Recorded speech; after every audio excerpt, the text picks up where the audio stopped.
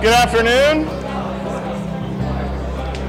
At this time, we're going to call the May meeting of the Georgetown Home Builders Association meeting to order.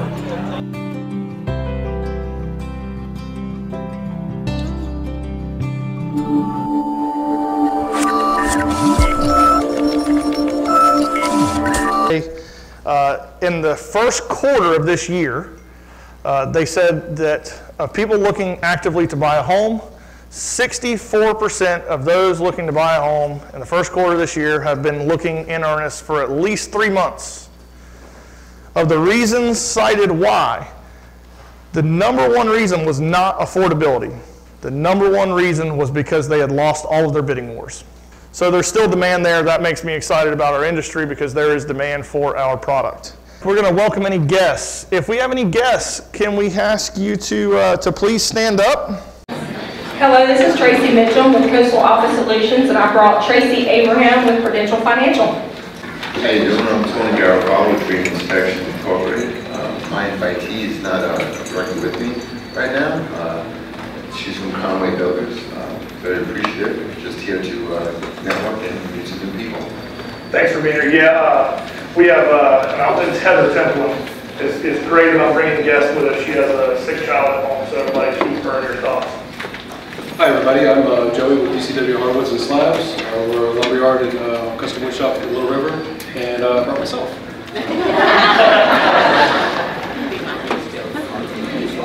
Hey guys, I'm Landon Murray, owner of Innovative Kitchen Designs. We sell kitchen cabinets.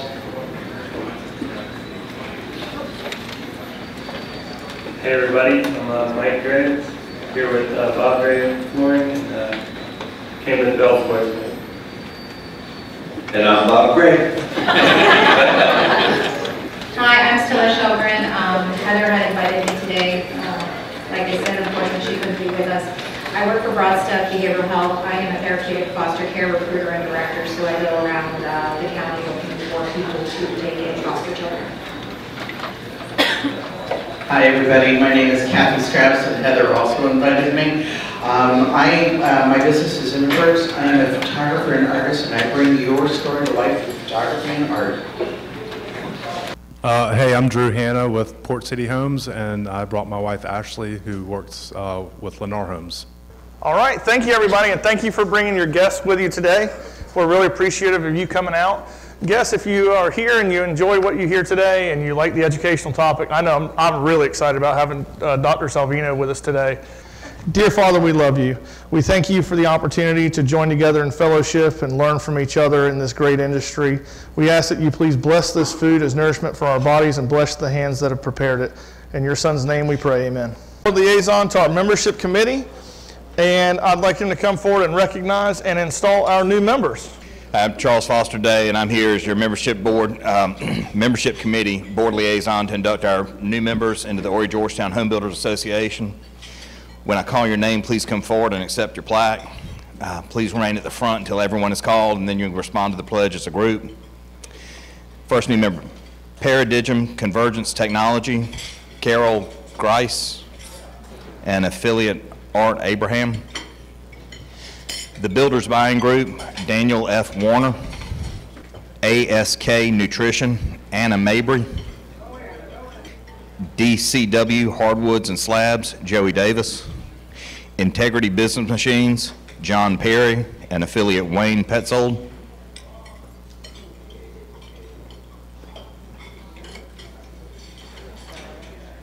Home Direct, Michael Holcomb, Elevation Blinds, Mitch Lapps and Chris Wells, Carolina Aquaclear, Cheryl and Jewel. Now will the new members respond accordingly to the pledge. As a member of the Georgetown Home Builders Association, do you pledge to assume the responsibilities listed in the Code of Ethics freely and solemnly, mindful that these responsibilities are part of your obligation as members of the Georgetown Home Builders Association? If so, please respond by saying, I do so pledge. I do so pledge. Congratulations, you're now formally and officially members of the Georgetown Home Builders Association. We have a gift certificate drawing. Surprise, surprise, Tracy Mitchum. And just for sponsoring a new member this month, Tracy's gotten a Lowe's gift card. Yes, thank you. Also want to remind you about the state convention. We are the host association. It will be October 14th through 17th. Really working hard statewide to try and boost the membership coming to this. Roseanne will be leaning on a lot of people locally. We want to make this great. We haven't had it here in about 10 years. Last time we did, we had a fantastic convention, and want to really encourage everybody to keep the 14th through the 17th of October open. Next on our agenda is the business meeting. For that, I'd like to invite up Chad Charles and Amber Campbell Moore to talk about the Myrtle Beach Workforce Housing Initiative. So good afternoon. I'm Chad Charles. I'm with Habitat for Humanity, and this is Amber Campbell Moore, and she's with the city from the city administrator's office. But I just wanted to give you a real quick update. There's been a lot of questions around the Workforce Housing Initiative. You've been hearing about it for a couple of years, and in January we entered, or last year in November, we entered into an agreement with the city to kind of begin the Workforce Housing Initiative. And so in January of this year it started and it began a kickoff, and we just gave a presentation to City Council on the Workforce Housing Needs Assessment. So we worked on that from January through March, and in April we gave them an update. And so now we are in the best practices review on what are the best practices on how to address workforce housing within the city limits of Myrtle Beach. We're also having some public meetings beginning tomorrow, and they're geared towards key industries. And so tomorrow we're talking to different communities, HOAs, general managers of different clubs around the area. And then tomorrow afternoon we're talking to HR and from the police department, fire department, and those areas.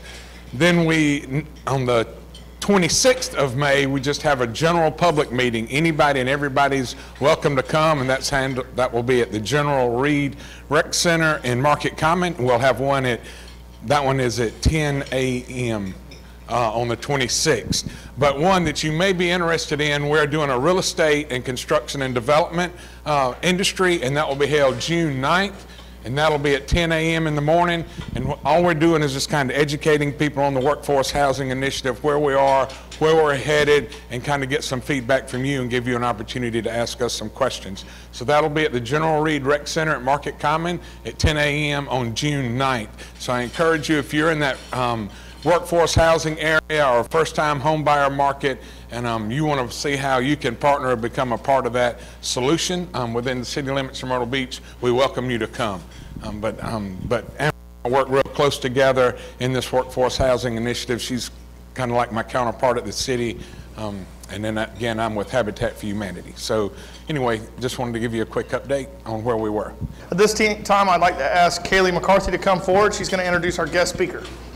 Dr. Robert F. Salavino is the director of the Grant Center for Real Estate and Economics and the Amos Family Endowed Professor of Free Enterprise with Coastal Carolina University's Wall College of Business. He developed the undergraduate and graduate real estate programs at Coastal Carolina University and launched the first real estate and economics advisory board at the college. He has co-edited 2 volumes on public policy and entrepreneurship, contributed chapters for academic books, and published numerous research articles in scholarly journals. His research considers economic policies and rules and their efforts on economic behavior and outcomes. Dr. Salavino speaks regularly for organizations and provides economic consulting for various industries, nonprofits, and government agencies. Help us welcome Dr. Salavino.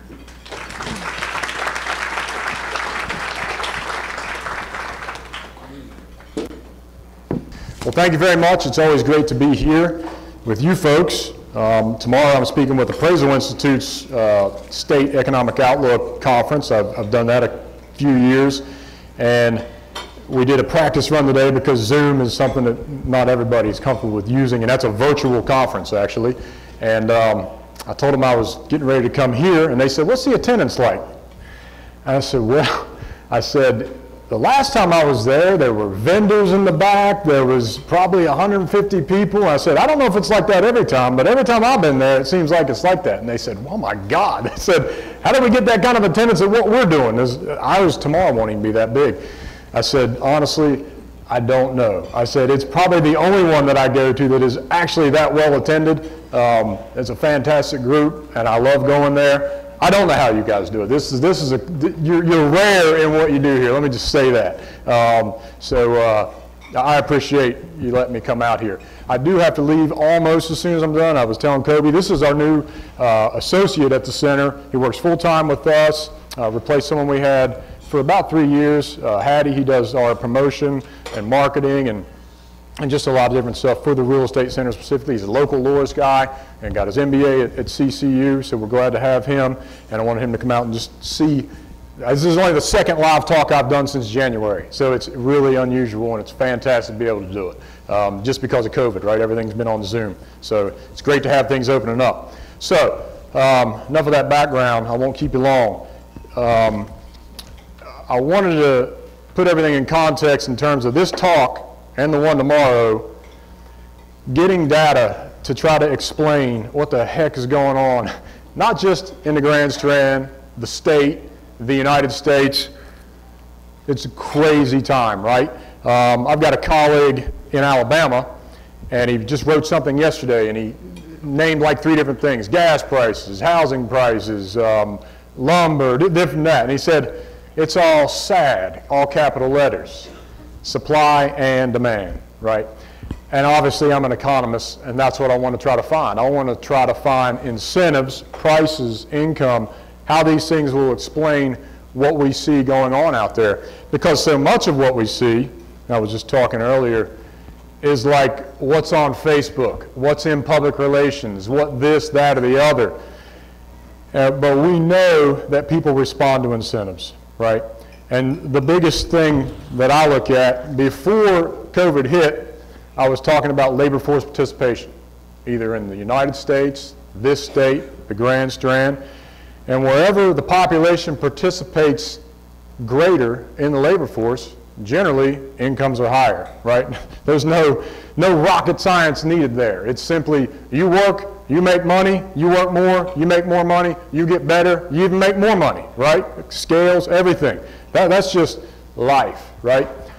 So then obviously when COVID hit, we saw, right, work was technically illegal, right? And so a lot of people weren't working. Today, we are still 8.5 million jobs below where we were before COVID, right? 8.5 million jobs. So where do I put that in my simple little economic model of supply and demand? I put that on the supply side. We're not building enough crap, right? And I don't mean houses. Obviously, we're kicking butt down here, right? All over the country. But the stuff that goes into them or the stuff that goes anywhere else, right? We've known that. Supply is constrained. Yet income or demand is through the roof, right? How can that be? How can it be? And so I do have this tomorrow. It'll be on one of my first slides. And it says, not your ordinary recession. And it is not, right? It wasn't. Whatever you want to call it. Personal income, only a blip down throughout the whole entire recession. How's that? Well, government transfers, right?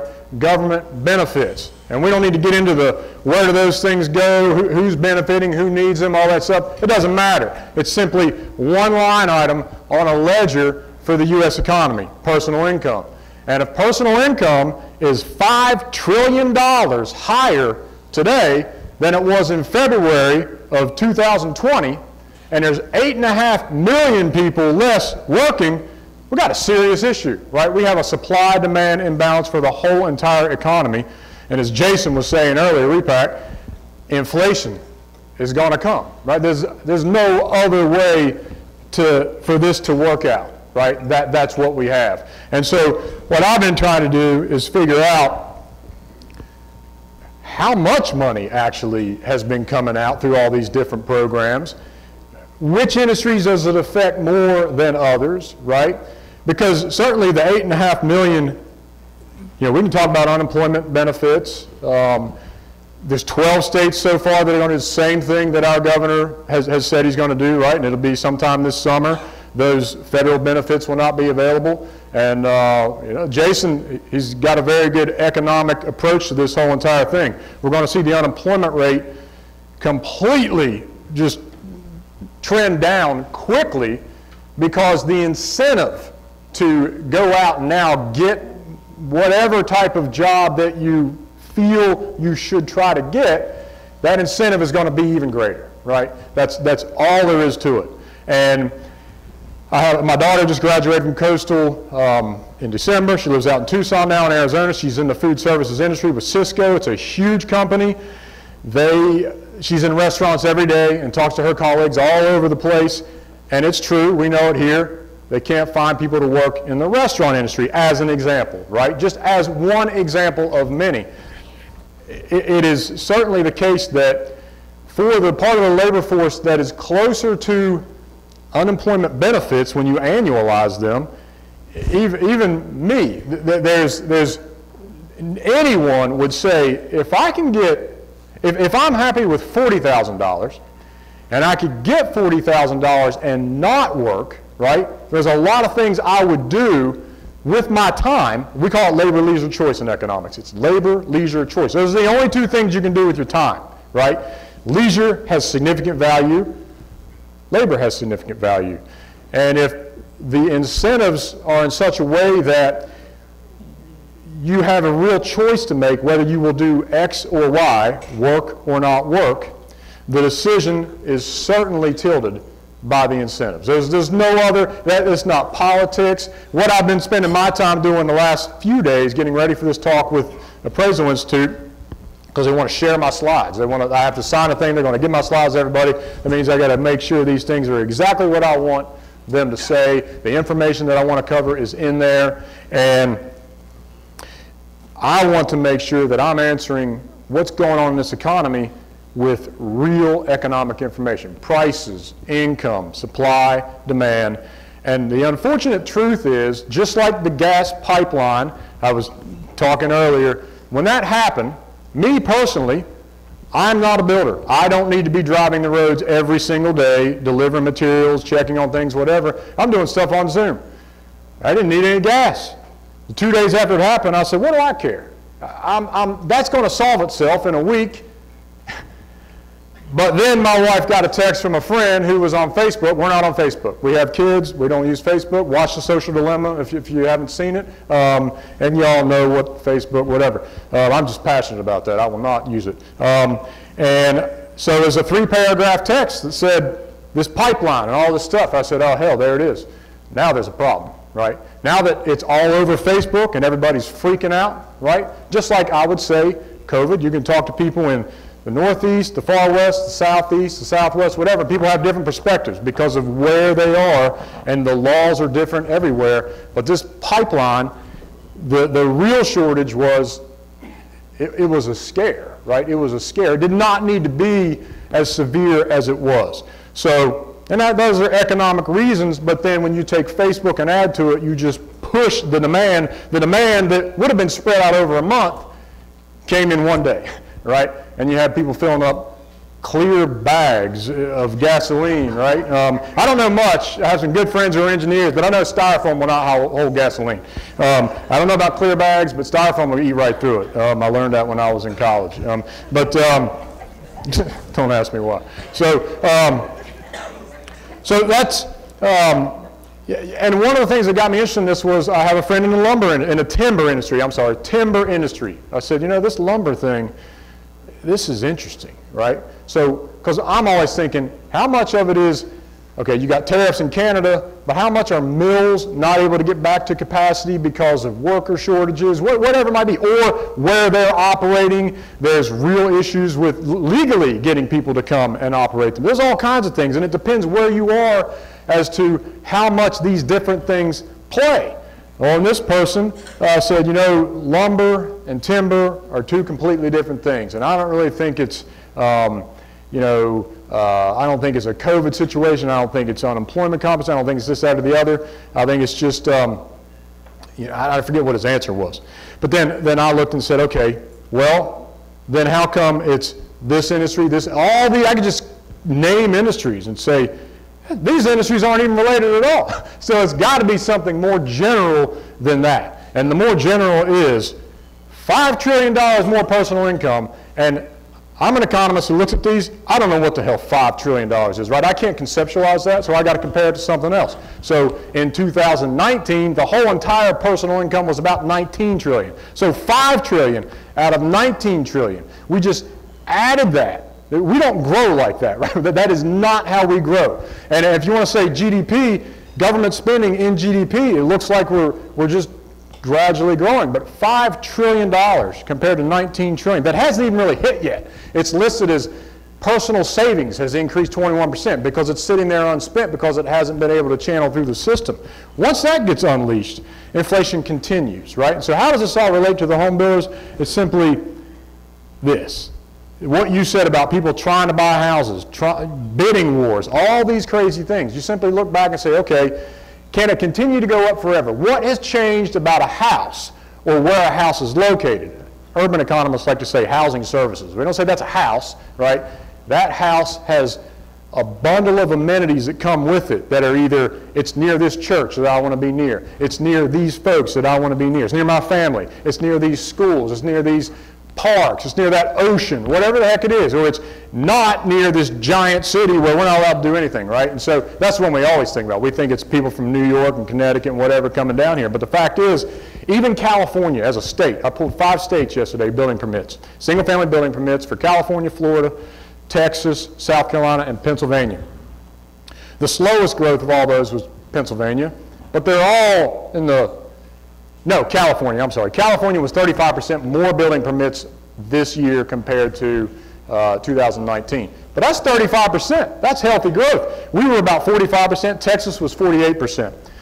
That's a lot of building going on. So that immediately says it's not people just getting out of San Francisco or whatever. It could be getting out of San Francisco, but not leaving California. Because there's also is it the no income tax thing? You know, Tennessee will say everybody's moving to California. Atlas Van Lines has their data. U-Haul has their data. North American has their data. And people are moving, certainly from high tax states to low tax states. But another thing is happening, which I think is what COVID showed, is your suburban or rural fringe, whatever, South Carolina is a state. We have a lot of this. We have a lot of space to just breathe, right? And in the pandemic, the places that didn't have that, they were suffering tremendously, right? Psychologically suffering, right? You're in a 20-story high-rise in New York City, and you literally can't get out without, various laws, ordinances, whatever it was. You're miserable, right? We all know that South Carolina, certainly the Grand Strand, we don't have that world at play here, right? This is a comfortable place to spend the pandemic if there was a comfortable place to spend the pandemic, right? Is that changing? If someone could say the value of a house here is just simply greater than it was in 2019, that's probably true. Relative to other places, it probably is. So when there is a correction, and there has to be a correction, because the other way to look at it is say, if prices go up 6 to 8% per year for 3, 4, 5 years, are your median household incomes going up that much? My sure as heck isn't, right? There's no way, right? And our interest rate's going to get even lower to make it more affordable. No, this is just not going to happen, right? They're going to go the other direction at some point. Who knows? 2005, 2006 was the previous peak in building permits. Labor didn't drop until 2008, okay? So 2005, huge peak. 2006, another huge peak. By 2007, it was already coming down in terms of volume, but employment nationally was still it's still peaking up through 2008, and then 2009 it came down, right? So we're about, I forget what percentage we are from 2005 level in terms of permits for the whole state or the Grand Strand. We're not there yet necessarily. The Grand Strand is probably closer, but it'd still be a couple years if it was the same exact trend as the 2008, 2009 situation. The difference is we don't have the crazy mortgage instruments that we had back then, so the correction shouldn't look anything like that. I mean, it really shouldn't. Anyway. That's all I've got. You guys, I would love to be a builder right now. There's just no other way to put it, right? I mean, it's especially in this area. There's just no question. God bless you. Fantastic. Doing great things, and whatever. Keep it up, right? Thank you. That's all I got. All right. All right. Do we have any old or new business anybody would like to discuss? All right, thank you so much. That'll conclude our general membership meeting today. We look forward to seeing you at our next general membership meeting. Drive safe.